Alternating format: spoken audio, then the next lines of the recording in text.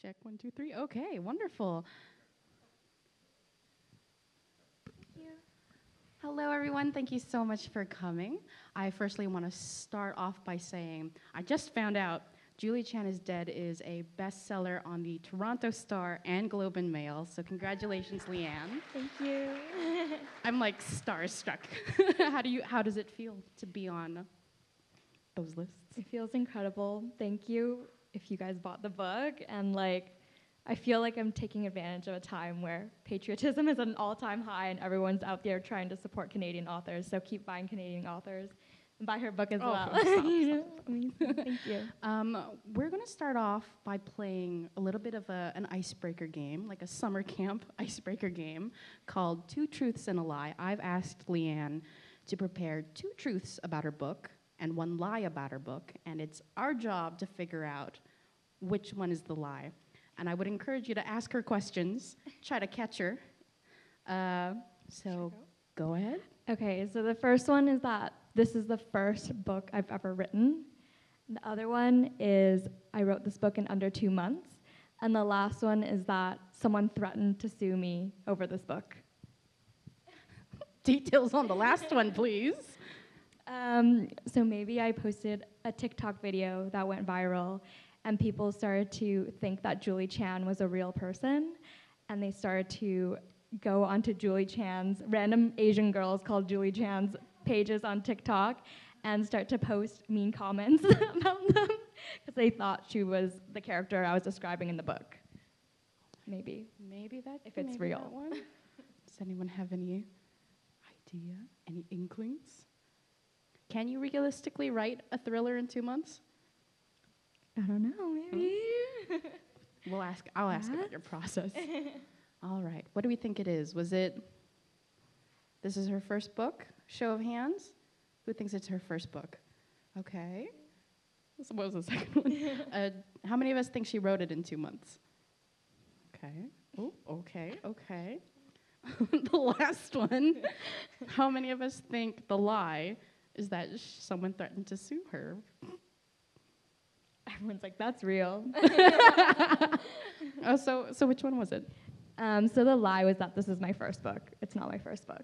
Interesting. Yeah. How many books have you written before this? Like 6 or 5 books that remain forever unpublished because they're bad. Yeah. So you wrote this in 2 months. Tell me what that process is like. Where did the inspiration come from? Just tell me everything. Yeah, well, I think this is my first foray into contemporary, which is a very different voice.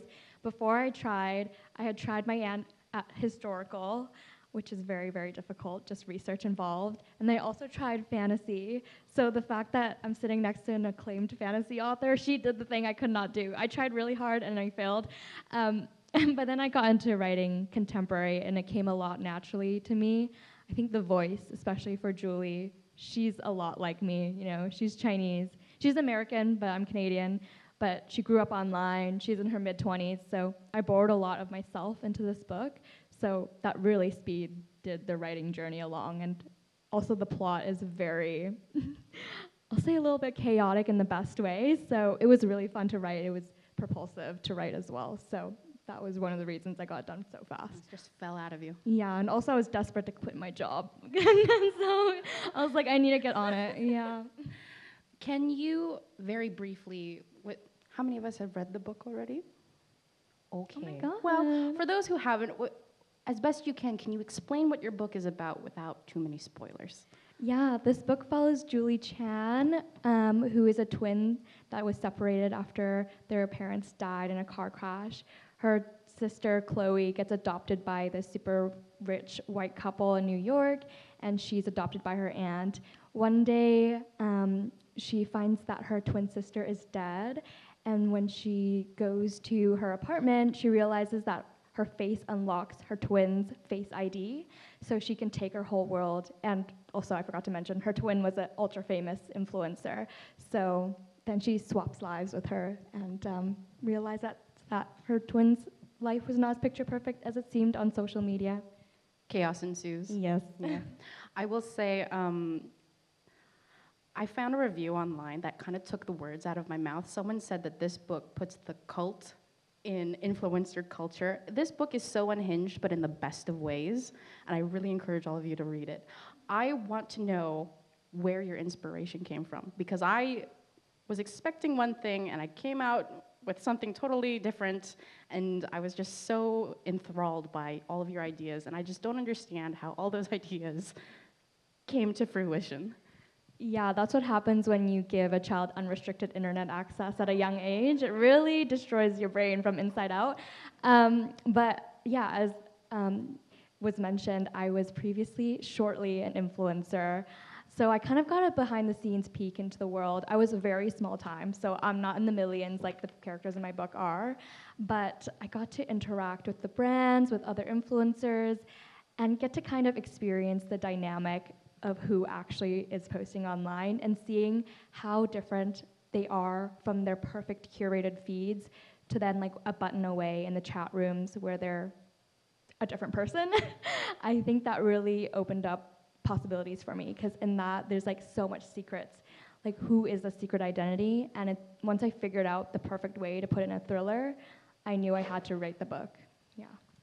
Boy, oh boy. So tell me more about being an influencer. What was that? Like, how did that journey start? Can you tell me the tea that was going on behind the scenes, or will you get in trouble? No, I mean, nobody's gonna get in trouble. Okay. Nothing gets as wild as in this book, because this book is fiction, so, you know, you can, yeah, you can take things to the max. But I started, it was an accidental influencing moment, because I basically had awful cystic acne as a teenager, and again, I'm chronically online, so what else am I gonna do but start posting reviews on Instagram. For some reason, people decided to follow me. I think they didn't know I was a teenager, and they just believed stuff I said. And slowly but surely, you know, tens of thousands of people were following me. And then I was a teenager receiving PR every single day, like it was Christmas every single day. It was amazing. And then getting paid money for it eventually. I was making like more with a single photo than I would make like working full time at the bakery. I used to work at Michelle's Cake Shop in Kerrisdale, the best place ever, guys. But yeah, so it was just such a novelty. And it wasn't until a little bit later, I got older, that I got to meet people in real life and go to brand events and stuff like that. Most people were very nice to me in real life, but it was mostly when I was in the group chats where people started to act very privileged and very petty, and they were very envious and very, how do you say, just unappealing personality, and it would be so different from like who they presented themselves as, and that kind of dissonance was very jarring to me, especially, you know, I was a teenager throughout all of it, so I think these were grown women mostly, they all had jobs and stuff, so it was a very wild time, yeah. There's definitely, you keep saying chronically online. I think I used to be quite chronically online, because some sections of the book, I could definitely pull one-to-one examples. For instance, don't know if it's a spoiler. There's a character that's based off of a real-life YouTuber vlogging family, the Stauffer family. And for those of you who aren't chronically online, it's basically a family who adopted a child who ended up having disabilities that they felt they could not adequately meet, and so they sent the child back. And there is a character who I could immediately tell, I'm like, she watches YouTube, she follows drama. I feel a lot younger than I am, because I got that reference. It's interesting that you say, you know, these influencers that you've met had very curated feeds, but in reality are very different. And I think that very definitely speaks to like sort of a performative nature of social media. Like anything that's good has to be filmed. It can't just be done. So I'm interested to know your stance on social media. I feel like I got a pretty good feeling about how you feel, but I know that social media as a tool has been super helpful for indie authors, self-published authors to get the word about their book out there. But then there are other authors like Suzanne Collins, who we're talking about in the green room, who wrote the Hunger Games series. She doesn't have social media at all. She does very well for herself. And then there's someone like me who has a love-hate relationship with it, because I feel like I constantly have to be go, go, go. I'm wondering how you feel, because I know for a fact that you've used social media to get the word out about your book, and you've in fact gone viral. So I'd love to know your stance, how you go viral, because boy, I need help. Girl, if I knew, I would do it again, but that's a one-hit wonder so far. Also, to add for the Stouffer family stuff, it was actually worse because their whole video series was specifically about adopting a child with Down syndrome. Oh, I didn't know that. Okay. Yeah, that was their entire premise, and they filmed multiple videos about that. And then when they actually got the child, they were like, "Oh, sorry, like we can't do it." And then they had their like white shirt apology YouTube video, like. But anyways, so yes, you're right. That was a reference to that. So please don't sue me if you're listening. Yeah, I definitely have a love-hate relationship, as if you read the book, you will definitely be able to tell. I think it's undeniable that you can build so many connections online. Like me and Katrina, we met online before both of our books were published. Like we were writers on Twitter, which is the kind of a anarchy space now. Yeah. But we met before then, and now we're like here in real life. So it's like you can find love and you can find connect. Well, maybe not love. Well, sometimes. Girl, break my heart. Okay. But you can find connection and like a way of family online, and also promoting the book. You're definitely right. Like think about all the tables on Indigo right now that's like huge on book talk. Like it's a whole thing that you kind of do have to try. Well, you don't have to, but as someone that wants their book to do well, I feel like it wouldn't be right to not try to at least promote it. So in that way, I kind of find myself back on social media way more than I was after I quit influencing, because there was like a moment where I was like, okay, I'm so tired of this, bye. And then now I'm like, oh, I have to be back on because I need people to know about my book. And you know, the publishers are marketing it, but like you don't feel in control of that. And the only thing you can control is like your own output. So then I put out content because then I'm like, okay, at least I know X amount of people are seeing it that way. And sometimes you do go viral, and sometimes it might generate book sales. I don't know if my viral video necessarily did because it was like so early on. I just want to like know the story. Like, how did you come up with that video? What happened? How did you get 6 million views? Yeah, it wasn't even a video. It was one photo. It was, I don't know if you know the trend. Oh gosh, this is like so TikTok-y, but there's this like trend where there's like the 5 seconds of summer song, and then you say, oh, you're so funny, and then you post a sentence that's like a traumatizing story about your childhood. So I was just like, you know who has a traumatizing story in my book? Julie. So I just wrote one sentence about that with a picture of me standing in front of my book, and I posted it like at like 11, and then I went to bed. And then I wake up and it's like hundreds of thousands of views in the morning. And by the end of day, like millions of views. So again, like I had no idea because I had like 200 followers before then.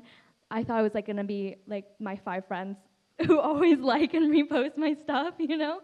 But no, randomly strangers started to see it. So I wish I knew how to blow up again because I want to do it again now that the book is out, so people will actually buy the book instead of just looking at it and suing me for it. Yeah, so explain, so sorry.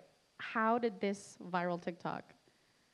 People were just like, this is Julie Chan defamation, we'll sue you. Yeah, well, the book is called Julie Chan is Dead, and I was standing in front of the book. It was like a blow-up poster, and I was going like to my book, and the caption was something like, oh, you're so funny, oh, thanks. Like when I was 4 years old, my twin was separated, and now she's an influencer and won't talk to me. Something like that. And then people started to think that the influencer was Julie, so people were not engaging their critical thinking skills, and they were going on TikTok and looking these people up, and as soon as they saw an Asian girl that kind of looks like me, but we're not alike at all, we're just Asian, they were like, oh, she's her twin. And then they would comment on her videos, multiple Julie Chen's videos, but only one of them tried to sue me. So, yeah. I understand. Okay, it makes sense now. I was like, so Julie Chan tried to sue you for like harassment or whatever? Yeah, they were like, oh, you're sending hate toward me. And I'm like, I'm literally not, because I literally then posted like 3 videos being like, guys, stop doing this. Like, this it's is a joke. I'm standing in front of a book. It's a fictional character. And people just were like, no, it's real. And I'm like, no, it's fake. Thankfully, they did not end up suing me. But the threat was scary for a bit. The internet mob mentality is exactly frightening, isn't it? I had a question, and it's here. When we both knew each other on Twitter before we ever engaged, and you announced your book, I know for a fact it went under a different title, and I think the audience would be very interested to hear what sort of goes on behind the scenes for title changes, how covers are picked, like how hands-on were you? Because the original title, I believe, was "So Follow Us." And so where along the lines did it become Julie Chan is Dead? Was that your idea? Was that the published idea? Yeah, it was 100% the publisher's idea. Okay. It was, I think it's one of those things where Follow Us is just very generic. So if you plug it into Google, you're gonna get like a million results that are not my book. And I also recently learned around like a month before my book came out, another debut author wrote a book called Follow Me. And it's also about influencers, and it's also a thriller. So authors were just working on the same minefield, you know, we're all just connected. So I wonder if that's also part of the reason. But another funny story is that before her name was Julie Chen, Chen, because that's the more common spelling of the last name. It's technically the same name, but another author, Anne Liang, came out with I Am Not Jessica Chen. So then I had to change it again, because they were like, okay, can't do two Chinese names with J and Chen. God forbid. They were like, no, we can't do that. So now it's Julie Chan is Dead. So the publishers were like the ones that, and it was good because now the SEO is better probably. Oh, absolutely. Yeah, that's the first thing I type in Julie Chan. That's the first thing that comes up. That's very interesting. Tell me about the cover. What goes behind the cover? Do you have a say or? I love my publisher, but the first two covers were so ugly. They were literally, I did cry over them because I was like, oh, my career is ruined. Like, nobody's going to buy this book because it's like, it was like, I like to say, like, I hope my publisher never listens to this, but I was like, we love you, publisher. Yeah, someone went on Canva for like 10 minutes to put it together, you know? That was the vibe. I was like, so sad. And also because they did ask me what I wanted. I was like, no faces, no real faces. And none where the entire cover is just text. And guess what they gave me? One option where it was a face and one option where it was just text. And I'm like, why even ask me? But thankfully, my agent, she was actually on vacation. And she emailed me at 9 p.m. because she saw these covers. And she was like, Liann, we need to get on a call. And the first thing she said to me was like, I don't know, maybe the market has changed, but these are really ugly. And I was like, thank God you think so, because I need someone to bat with me, because I would cry if those covers came out. Thankfully, then they went with this. And I think this is I think it's a gorgeous cover. And I did send them Pinterest photos for inspo. Yeah. That is actually genuinely so interesting. Yeah. What's your writing routine? Because you told me in the green room that you're a full-time author now? Yes, my dreams of quitting my full-time job were accomplished. Yes. What is your writing routine like? Do you treat it like a 9 to 5, like sit down, write, and then clock out? Or how does it come to you, really? Yeah, well, I definitely do try to sit down at my desk. If I don't, then I will never get any writing done. I need to be in that mindset, and I need to force myself. I don't know about you, but I find it's always like the first sentence that you type onto the page. It's like the most agonizing one. But sometimes you get into it, and then the flow kind of takes over, and you're like, okay, yeah, I actually do really enjoy this. But it's the aspect of like getting the first word down on the page. Once I get the first word, it's good. But I find a lot of the times, sometimes I have to force the words out, and other times, the glory of, doing this as my job now, it's like, oh, if the inspiration strikes at like midnight and I'm in bed, then I'll just write until like 4 a.m. because I need to take advantage of that bolt of like inspiration. And so then I just sleep in a little bit and not have an alarm wake me up, So that's the glory. I do try to write at a regular 9 to 5 time, but sometimes it does take me late, yeah. What was the easiest thing about writing this book for you? It was definitely the voice. As I mentioned, Julie is kind of like me.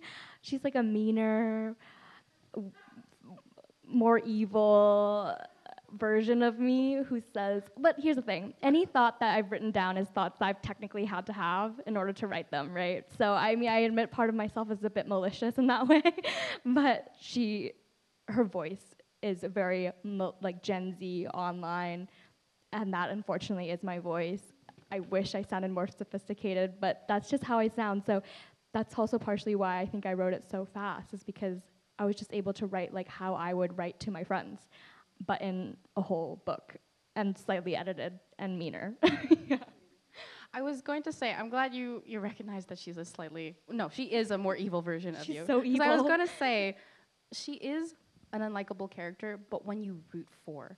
Um, I just wanted to point that out. I don't even think there was a question for that. I just really enjoyed how you wrote her, because even though she does steal her dead twin's identity and does all these, she has I noticed sort of a parasocial relationship with her own sister, which I think is very, very interesting, because she watches, in order to absorb her personality or emulate it, she has to study her own sister, and the only way she can do that is through all of her previous vlogs and Instagram posts. And this is not a question, I'm gushing about the book, because I feel like all these little details, I totally understand why she did it and where she's coming from, and the aunt character just stresses me out.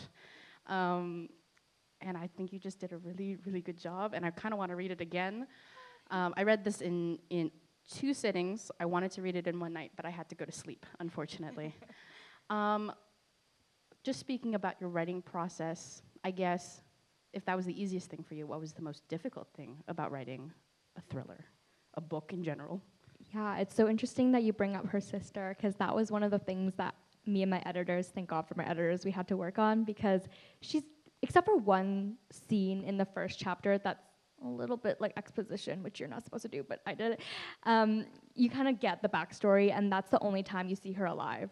And she's dead throughout the entire book. So any type of information or any character that you get from her sister, it's entirely through other sources.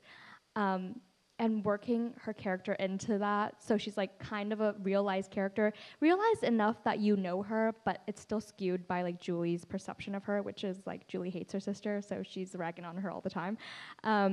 It was difficult, because I had to find ways to incorporate that and have her sister slowly become also sympathetic, because she starts out as a very, you're supposed to not like Chloe at the beginning, because then, when Julie steals her life, you don't feel as bad.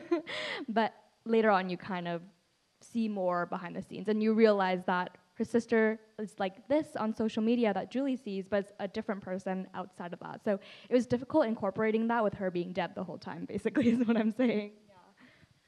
I'm curious to know if you based any of the belladonnas, which is the big clique of the group, on any real influencers you have watched on YouTube.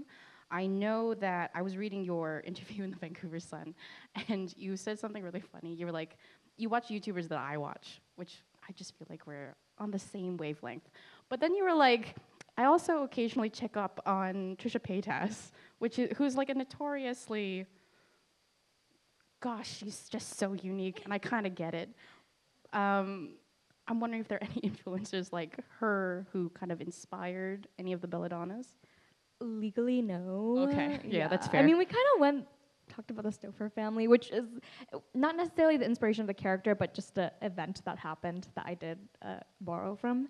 But they're mostly archetypes. So, you have your beauty influencer, you have the one that's just really hot and people love, and then you have your athletic one that does workout videos, and then the it girl, the model, and the mommy vlogger. So it's more archetypes versus specific people. And that's me legally saying it, because I have to. But I think for the people who grow up online and are looking at the scandals, you'll be able to pinpoint certain moments and certain things. Not saying too much about that, but yeah, in terms of Trisha Paytas, I do have a weird fascination with her, because she can never get canceled. She's done so many awful things objectively, but people still eat her up. She just went on tour in Canada recently, and it was sold out. Yeah, and it was so funny, because all the videos were just her singing karaoke to the fans. She's just so iconic, but also kind of an awful person. But I still want to see what's up, because she's internet personified, I think. She's a little bit chaotic. She's easily does wrong things, but sometimes there's some heart to her, and you're just curious what's going on, So she's one of those people. And her baby might be the reincarnation of Queen Elizabeth. Queen Elizabeth. That's a chronically online Charles, thing, I'm sorry. And apparently the Pope. The new yeah. Pope. No. What is the worst writing advice you've ever gotten? That's a fun one. Ooh, the worst. Okay, I never got this personally, but there's like this sentiment that like you don't have to read to write a book. And I'm like, sorry? There's like real people that are saying this. I feel like also maybe nowadays with like the AI stuff, they're like, you don't need to do it. Like you just plug it into AI. I'm like, no, exactly. There's no point. Like the whole point is that you do it. But unfortunately, there are people pushing that narrative that you don't have to read to write a book. And thankfully, I do read. So Why do you think that's so important, that writers are also readers? because you just need to, first of all, sometimes it is a matter, like if you're like me and you want to quit your job, you do kind of need to know the market, and you need to not necessarily write for the market, but just know like, oh, if you're going to read like X that's like popular 100 years ago, chances are you're not going to get paid a lot of money for it. But also just getting like the general stories. Like you need to know how a story works and how it's put together and how a character is written. I think also reading a lot of craft books specifically, because I thought I had a very strong grasp on how to write a story arc just because I read a lot, but turns out I didn't. And thank God I had critique partners that was like, Liann, you really need to read like Save the Cat or something. Because I think those are very important too, but just being able to like understand what an author voice is, sometimes you need to read for that, because nobody can really tell you or teach you. You just need to kind of absorb it.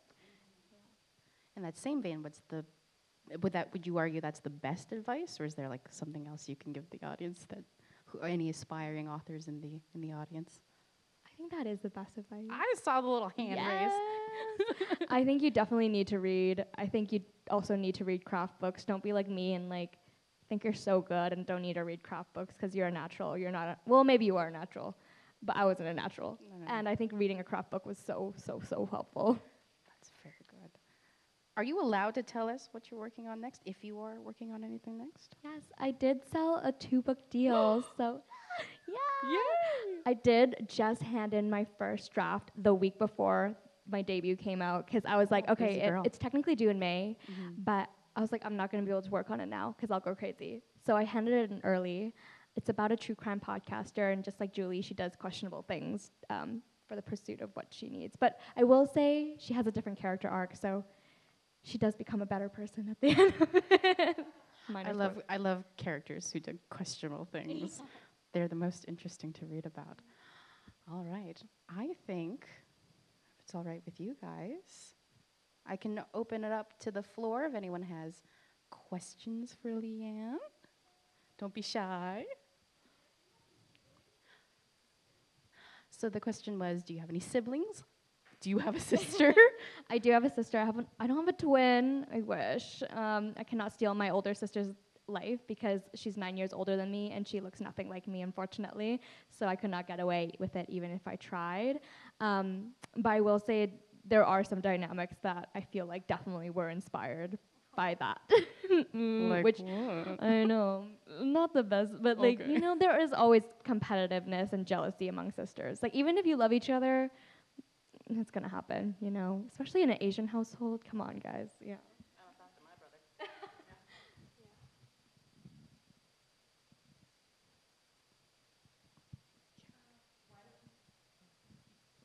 Why did you stop influencing?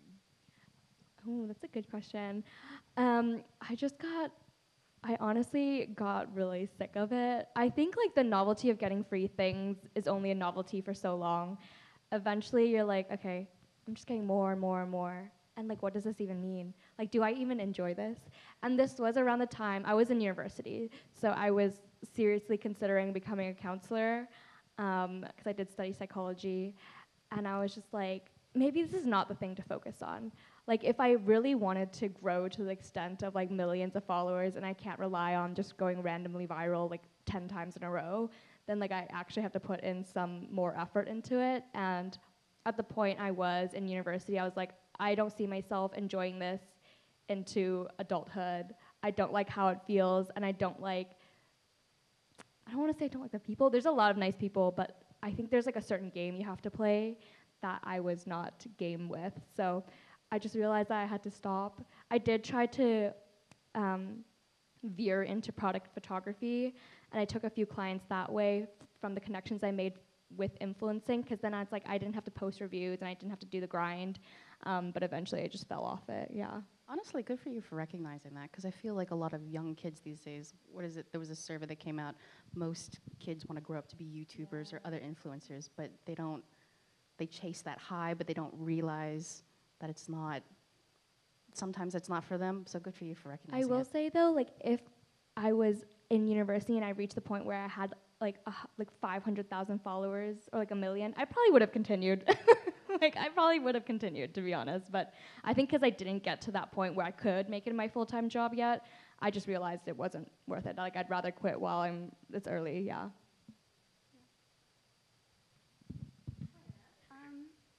Oh, thank you. I feel very fancy. Hi, Liann.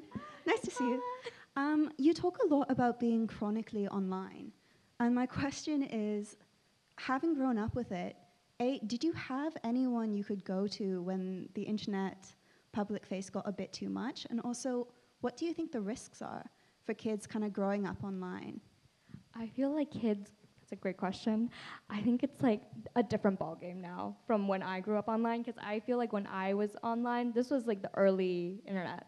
There was no censorship. I could see like any video I wanted, girl. I should not have been on there when I was like 7 years old, because I was learning to Google and I saw awful things, which might explain some of the things that happen in this book.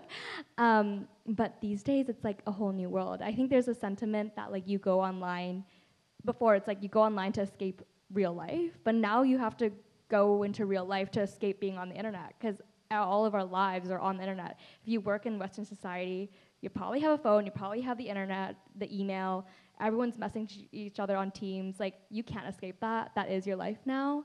So the internet has taken on a new meaning, and I feel like it's like deeply braided into society now in a way that's so unavoidable that I feel awful for every iPad kid that's growing up. Like, I sometimes go and see, I'm like, why is this like 2-year-old tapping on an iPad? Like, she should be playing in a sandbox, you know? I am interested to see how their brains develop, because I feel like it can't be good. But We were actually talking in the green room about safety, security online, and people posting pictures. There's a game called GeoGuessr, and there's a YouTuber called, a Twitch streamer, YouTuber called Rainbolt, and just looking at a picture, he can pinpoint within kilometers of accuracy where in the world that picture was taken. And I wish I was joking, but he literally can do this. And so sometimes I think about when I'm taking a picture and posting it. I no longer have social media, but I used to think about when I'm taking pictures, okay, what can you see in the background? And is it blurred enough that, you know, if someone's determined enough, can they find me? Because I'm Vancouver-based, and Vancouver's only so big. It's not even that big of a city compared to Toronto, for example. So, like, who's teaching kids this, and how aware are they, and where does the onus fall? Is it teachers? Is it our parents? Is it the government officials passing laws to keep kids safe?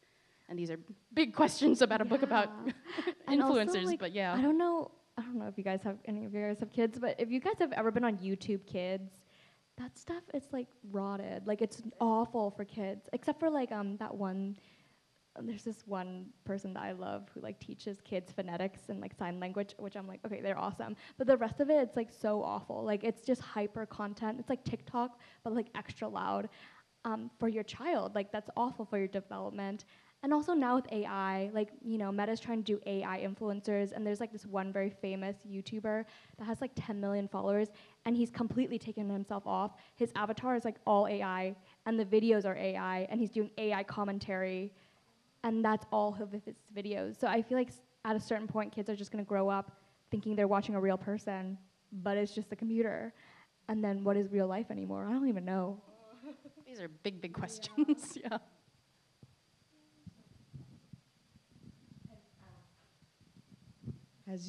Have your habits of social media and internet have changed over time? It definitely has. I was really online before and during my like influencer days. I mean, because I had to be during that time, and I found a lot of joy being online, especially as a watcher and a consumer. And this was early internet. I feel like things were a bit more wholesome then. It was still a place that you could escape onto. around like college days, I started to get off it because I was like, okay, this is too much for me.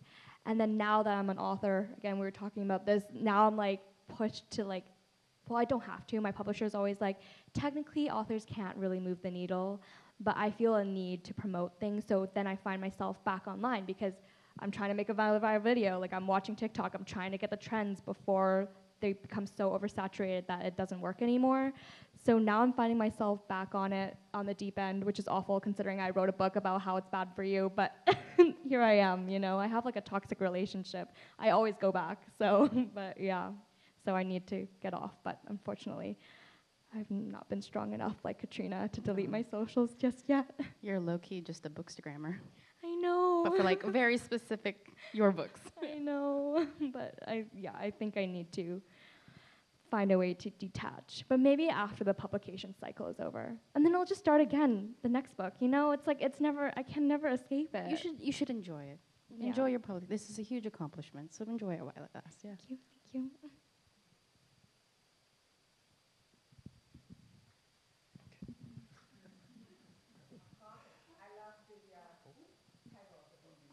you.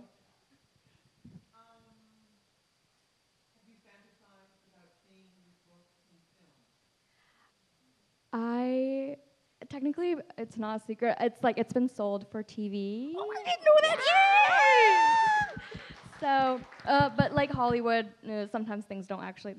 Sometimes they buy it just to have it, so they're like nobody else can have it. It's called an so option. Yeah. So, you know, there are some talkings, but nothing is in effect just yet. But the TV thing did include a movie clause, and then I just get extra money that way. So I am hoping for that. But technically, you know, anything. I'll take anything at this point, you know? I'm so starstruck by you. Oh my gosh, girl, good for you. It is a U.S. pub. I don't even know. Yeah, it's one of those big conglomerates. You know, yeah. Love them though. Please do make my TV show if you're listening. Hi, this is working, I'm not sure. Anyway, quick question for you, I guess, other than your desire to quit your full-time job, what drove you to become an author? Yeah, I mean, technically, I was talking to Katrina, I think maybe it was another interview I did earlier today, but technically I wrote my first book with a girl in 5th grade, Annika Hundel.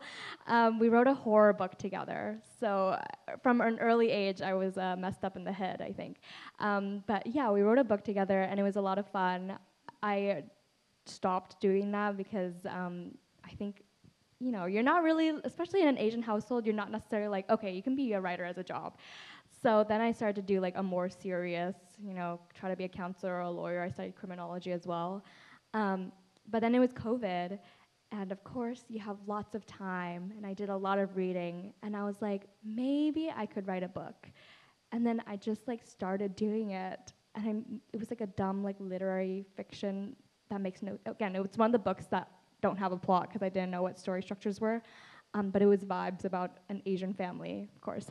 And I thought it would be like the next great novel. No, it's awful, and no one will ever see it. But I realized it was so much fun, and it was almost kind of cathartic, and I like almost a bit of a coping mechanism during COVID. So when COVID was over, and graduation was incoming, and I was in my first ever full-time job in the corporate world, I was like, man, I will do anything to escape this log. So I started to write like really intensely during that period, and thankfully this book came out. But yeah, it was definitely, I had no idea I would become a writer, like if you asked me like 3 years ago or something. Would you cast as? Okay, people have been asking me that. I always, the thing with this is like, I literally talked to the producer about it, where they're like, there's like no famous Asian actors that's female in this age category. Like, there's like 3 people, and like one of them, Should I come out of retirement? Yeah. Main character, yes, Julie. I always say Stephanie Hsu when people have been asking me, but then I recently realized she's actually in her mid-30s, but she looks so young, so I think she could pull it off. But that's just because she's like the only person I can think of, because there's like no actors in that range, unfortunately. Yeah. So that's who, Stephanie Shu. She was robbed at the Academy Awards, For if you ask real. me. Okay.